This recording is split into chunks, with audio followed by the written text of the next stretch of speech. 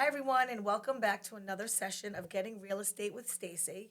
Today, I am joined by my friend Ellen Fuschillo, who is not only a friend of mine for many years, she's also a real estate agent, and we do work together.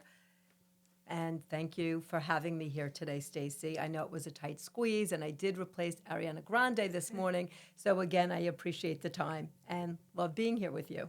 Thank you. So, I want to know how you told me a little bit about how you got started in the industry. So, do you mind telling everybody else? Sure. I actually got started before I was married, so I'm going to go back 33, 34 years ago. My father-in-law owned a little boutique real estate company called Fuschillo Realty. I had gotten my license before I even got married, and we worked in this little office where there was no such thing as computers or MLS, where we actually wrote little cards, listing cards, and you would write descriptions on what the house had and all the things it had to offer. And other companies would call your office. I have a buyer, I have a seller, what do you have in stock? And we would tell them. And it was also the day of the walk-in. People would walk right in off the street. I want to sell my Wow. house. Can you give me, back then, people did pay to have estimates and CMAs done on their home. And it was a very, very different business. When you see boutique, is that because there were a smaller amount of real estate agents that worked there? What made it a boutique as opposed to like where you work now? Well, you didn't have the computer. Okay. You didn't have MLS. You didn't have any of the tools that we have today. So you really had a lot of these mom and pop real estate companies, which fast forward, they got eaten up or bought or taken over by Douglas Elliman or Coldwell Banker or Century 21. So even like Prudential, where my good friends used to own that company, was taken over and, became part, of Douglas. So it's almost like Pac-Man, then you Right, have, they they come and they kind of chew you up and you really have no choice, Right, of course. and then as the years went Did on. you stay with the company that bought up?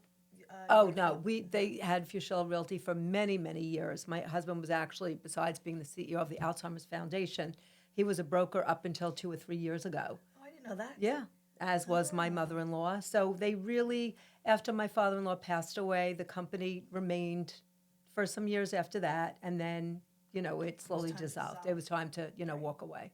So, So obviously you've seen it, the industry go, through ebbs and flows and huge changes. well, yes, because I did have my license way back then. Did you have to Eventually, be tested? Did you have to take the real estate exam? yes. Same. It was same protocol as 25 now. hours. When I got my real estate license, I think it's going on 9, 10 years, 8, no, I don't even know. It's a 75-hour test. I mean, things changed. Right, of Rules course. changed. Right. Laws Fair change, housing, right. laws constantly Right. are changing. That's why we so have to that's be why we have to do CE continuing credits that every every 2 year, years right. because things, fair housing, now you have to place a sign in your listing. Like, Right. these things didn't happen. I've done open houses with you, and I know that you have to have everybody that comes in sign and say that we work for the seller and that we're a fair housing. Our fiduciary lender. Yes. responsibility is always to the seller, even if someone comes in without an agent and you are selling both ends of the deal. I am always working for the seller. The buyer is a client, not a customer, and basically, a customer, not a client, you basically always have your fiduciary responsibility to the seller unless otherwise directed. So, that's a slippery slope with a lot of people because, when someone does come in up unrepresented, for me, sometimes I'll throw it to my manager and I will work with my seller and they'll kind of guide my buyer. This way, there's no conflict of there's no interest. conflict of interest. that's so great. that's Okay. what I like to do, just so, I keep myself fair and grounded. And then I've seen you at other open houses that I've done with other realtors, and you for the most part, it seems that most of the realtors that I have worked with in the industry seem to get along very well. So that's good. But I do know that this could definitely be a little bit of a tough industry. It is not for the faint of heart, that I will say. You deal with all kinds of agents. You deal with And it's commission based. So Well, it's like, we're all, you know what? My philosophy is there's enough cake for everybody. And there is. There's Agreed. enough business for everybody.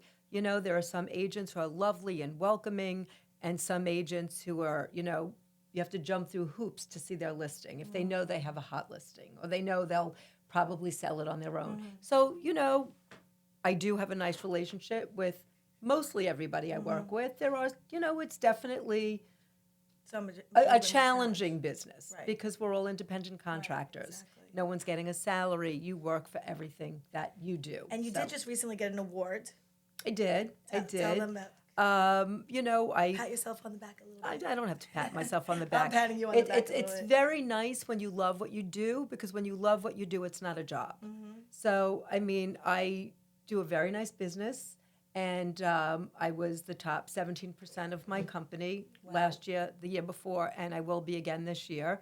And it's very Woo-hoo. rewarding, because when you work really hard and you're recognized by your company, it's a really nice Of course, feeling. especially in an industry which is mostly word of mouth and referrals. Like this is, I'm sure most of the business that you get are from referrals from other clients.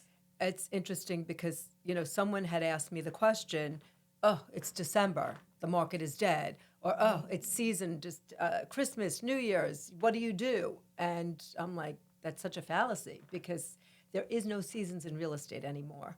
I am, closing on probably one of my biggest deals tomorrow. I am going under contract on something. Hopefully it will be signed by Friday. People are constantly moving. It's not a seasonal business anymore. Christmas, people are getting their bonuses, which sometimes is more than their base salaries. That's that's money crazy. for a down payment on a house. Absolutely. You have the young couple who had a baby who are living in the city, who are wanna come to the outgrowing their suburbs. apartment. And so basically, we're also dealing in a market where there's a supply and demand issue.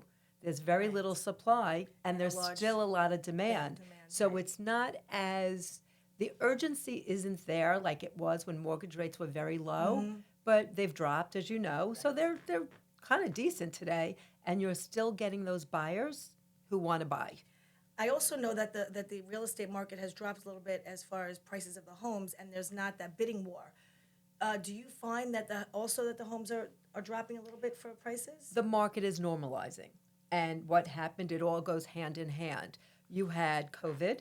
You had people who were living in apartments and in the city and wanted They to all get into evacuated. Right. good school districts because their kids were, were working online. And house prices just escalated. People were paying 30, 40, 50, sometimes 60,000, if not 100,000 over ask. They were waiving contingencies. They were waiving home inspections. They were waiving appraisals. So it was really a good time to sell, a good time to buy, a good time to sell, but it was not normal. It was not the norm. So it's funny. So you said you've been in the industry for how many? Over 30 years? Well, so that was the first time that you've ever seen that? I've never seen that before. None of us in the industry have seen that before. But I do know also that I hear a lot that I know the rates are in the sixes and sevens. I think right today, It's in the sixes. in the sixes, yeah. But like 15 years ago or 20 years ago, they were in the same. The thing that I think that changed the market so much is when it dropped the mortgage rate because of COVID. But the rates of the sixes were Normal. around for years. Exactly. Normal. They were normal. But now people are like, oh, the rates are so high. But before COVID, they were normally in the sixes, high fives and low That sixes. was something that I am not an expert, but I don't think we'll ever see that again. Right. And I laugh because when I bought my first house and I was 28, 29 years old, maybe 30, about 29, and my husband and I really scraped to go from apartment to buying a home, and our mortgage rate was 12%. Wow. But we also paid $265,000 for our Right, house. right. But, I'm dating myself, but that was the difference. So now, look, people are making, especially the young professionals. I'm going to take my son as an example. He's an attorney. He's very successful. My daughter-in-law is a teacher.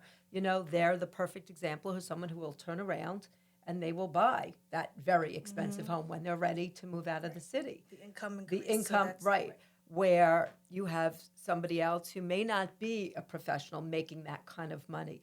Buying a house today may be out of reach for a lot of people, for another few years. That's why, it's the market is constantly changing. Right.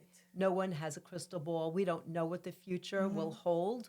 But, when I said that I bought my first house below 300,000, now, that's It's hard to even get a it's co-op hard or to a even, condo for $300,000.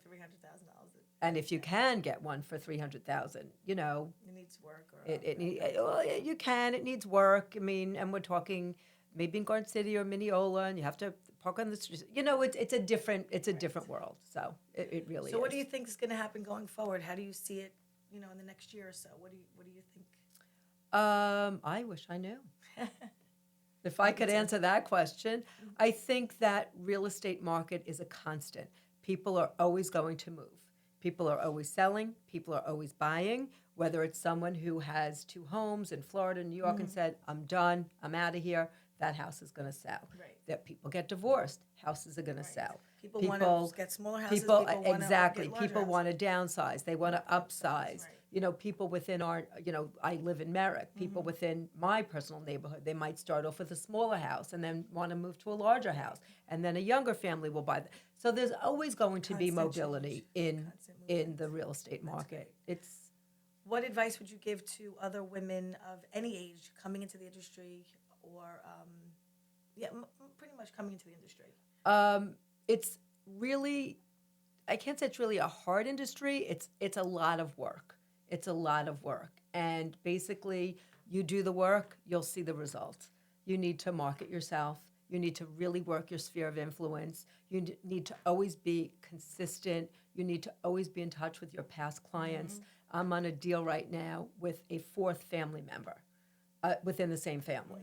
So referral business, it's just all like my business, it's exactly. you get your business from a lot of different sources, and referrals is always the number one and best for me. I come in, and to give me a referral means you trust me, you have faith in me, and that's the best way. Doing an open house with you, I also see that your heart is truly in it. I mean, I've seen the way you care about your clients, and I see the relationship that they have with you and how you respond to them. So it's definitely more for you than just a business. It's not a business, Yeah, and I said it when we absolutely not. started. When you love what you do, it's not a job. I was Absolutely. actually out with a young couple last night. Their hours are crazy, so we've been seeing houses after dark. Very accommodating. Yeah, well, yeah, I think most people in my business, if you can't be accommodating, You shouldn't be in the business. you shouldn't be in the business. Sometimes it's a 7-day-a-week job, and you think, oh, I'll have a quiet Tuesday or Wednesday, and it's not the case. Point is, we went, it's probably our 4th or 5th house, and they were trying to, can we make this work? I'm like, you can't make this work. When you walk down to the basement, it skims the top of your head. You can't, so I'm very honest with my clients. I'm not in it to make a fast buck or to get anyone into contract. I treat, especially my young buyers, as if they were my children. I was just going to say that. Because I was just going to say, you probably were looking at them like this could be your son or your son-in-law, absolutely, your daughter. Yes. absolutely. I'm like, there's always That's going to the be best way another to do it. house, and if you walk downstairs and something is skimming your head, Right. no, we're not going to make this work. Also, you were young when you bought your first house, and from that perspective as a homeowner what you want, and you wouldn't want to settle, and you want the same for your clients, because at the end of the day they're going to be thankful, appreciative, and also this is a life-changing, one of the biggest purchase they're I ever was gonna just make, about to say, ever in their life. buying real estate, buying a home is the biggest purchase you're ever going to Absolutely. make. Exactly. And that shouldn't be taken lightly. Absolutely. So for me, my heart and my soul is in that, because that's how you develop your relationships, and that's how you really, I listen. I listen to what my clients' needs and wants are, which I think, and you said, what advice would you give to anyone going into the business? You need to listen. You can't overtalk your clients. You have to listen to what they want. Right. And you do the best you can. Sometimes, I'll send people something, I know this isn't what you wanted, but I think it might be a good fit. Oh my God, this could work. Thank you. So you need to listen, but you also have to use your judgment Right, of on course. what's, Right. I think if you have your client's best interest at heart, they're going to sense it, and you're going to be coming to them from a different perspective. Like, I want the best for you, and obviously that's why you get an award year after year. Well, thank you, and I appreciate that. And I do appreciate all of my clients and my referrals and my buyers and my sellers. And I think that it's such a beautiful and rewarding job, career, because at the end of the day, when people are smiling and they're happy and they course. thank you. I mean, the last 2 deals I had, I always give closing gifts to my clients. But when your clients give you gifts, That's great. it's so nice. I mean, so, and I find that, I mean, I've been invited to weddings and bar mitzvahs of my clients. They invite me over to see their, reconstruct. You have to come over for a drink or see what we've done. And to me, that's more than a job. Of course. That's ingrained in me. Yes, of course. So I was saying in the last session that I had with somebody that I love selling, and when my brother wanted me to come into the industry, I was like, what is it about it that does it for you? And he goes, you are making people's dreams come true, because similar to what you do, what we do is, we do whatever we can to make that loan we're the go vehicle through. to get them there. Correct. And when, we have people who, maybe lived already and they, in a home and they wanted to upgrade it, then you have, the buyers who don't know anything, Right. who I will refer Educate them. to Stacey, Exactly. and she will educate them on, PMI and loan to value ratios and all those things and how they qualify and what they actually can spend. Correct. Which is very key Very because, like you said, I look at a lot of my young buyers as if they're my children. I don't want anyone to be house poor. Right. So you really, if somebody has a range, I usually show them below. Right. Because for me, we are guiding them and we're course. helping them, especially, the people And that you can relate to them, like you said, with your kids. Like, you don't want to put somebody in a position where, they're living, paycheck to paycheck. That's what we do as well. We want to make sure that they have enough, room where they can, the best loan product for them, for their lifestyle. Right. I mean, buying a home, again, is the best investment you could ever make. Real estate is real estate. As we see what's happening the last couple of years with stocks and the stock market, whatever, owning real property is really still the best Best investment asset, you right. can make. Absolutely. However, I'm very cognizant of my clients, and to own a home is great, but you want them to also be able to live, have a Saturday night out, go away for a Exactly, weekend. exactly, So, there has to be absolutely. a happy medium And between if something breaks down in the house, you have to have the means to be able to fix it. 100%. So many unexpected things can Absolutely. happen. There were clients who bought a house, everything was working fine the day I walked through. Within 2, 3, 4 months, they needed a new air conditioner. Or, you never, when you own a home, it comes with a lot of Exactly. responsibility. Right. Even lawn care and maintenance and sprinklers and, just owning your home as opposed to living in an apartment where everything's taken care of for you. It's an eye-opening Absolutely. experience. And then you're paying somebody else's rent, mortgage, where in this way you it's a little bit more work for the homeowner, but you also have the equity in the home and the asset. And It's all about the equity. It's all about the Exactly. equity. You can be paying rent for years and years, whether it's $3, $4, $5, $6, $7,000, depending on where you live, and you walk away from that apartment, and you'll maybe get your security deposit back.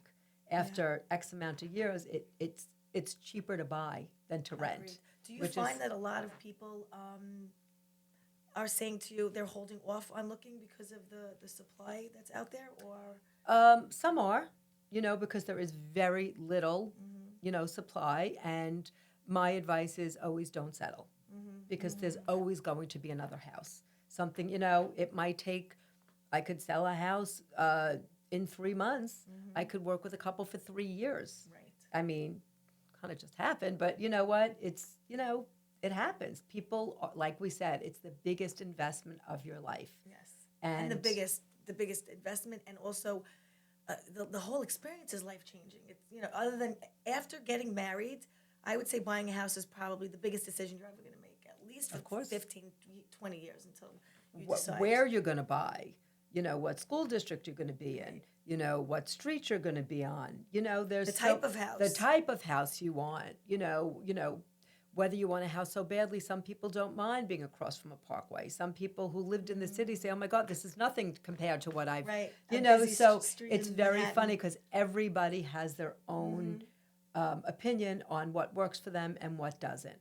So it's a process. Right, of course. It's You really become very intimate with them because you want to know what their desires are, what their wish lists are, what the pros are, what the cons are of each house, and And it takes time, and that's great. Wow. I had a couple, that I'm working with, and they went home, and we were just chatting about the house that we saw. This is a couple of days ago, and the heat wasn't working in their apartment. So I'm like, oh my God, to get a space, and I felt so bad. I mean, I got a text yesterday. Hi, Ellen. Everything's fine. We just want you to know the heat's back on. Oh, yeah, So it becomes this like is it's extended family. it, That's it exactly is, what and it's it all is. about building relationships. Absolutely. So is Yep. it a job? Yes. Is it a career? Yes. Is it a passion? Absolutely.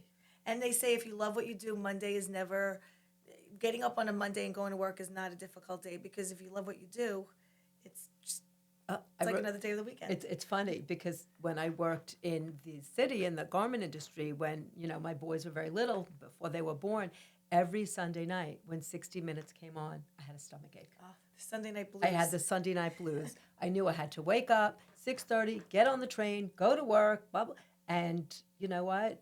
It's to have a job or a career that you're so excited to get up and just Spring go out of back at bed. it. You basically do spring out of bed because, like I said, it's not a job. Exciting. And it's And exciting. it's also changing. It's exciting. There's new people you're meeting, and And that's it. You meet new people all the time. And I live in Merrick. I work out of the Massapequa office of Douglas Elliman. I was going to say, did you mention to them where you work? Oh, I work at Douglas Elliman. And I moved about a year ago from the Merrick office to the Massapequa office. And you know what? Just meeting new people and new agents, even within my own company, and then agents from other companies. You're always meeting people. You're always meeting, other brokers from other companies, and it's just, it's also building relationships Networking. within my own Exactly. industry. Not even networking, just meeting nice people, Right. which is just lovely. Yes, Just very it's an added bonus. Absolutely. It's an added bonus. But you're not on a team anymore, right? You work by yourself. I was never on a team. Oh, okay. I was Well, never on a partnership. team. Now you I work by was in a yourself. partnership, and I've been doing it alone, and it's amazing. It's just Good. you know what? Good for you. It's all about me, and it's for you. you know what? I'm an independent contractor. I work very closely, obviously, with you. I work with some other lenders that are also very lovely, and I really just. You know what? You love being your own boss. I do my own thing, and for me, it's a very independent and rewarding thing for me to That's do, great. especially to be an award winner on my own and not in a team or a Right, group exactly. or everyone's collective businesses great. together. So it's rewarding in that sense as well. So Very good. Excellent. Thank you so much for joining me today. it's This my was a great pleasure. session. It was great. And we will see you next time on Getting Real Estate with Stacey. Thanks Thank for you. having me, and happy holidays to everybody. Happy holidays.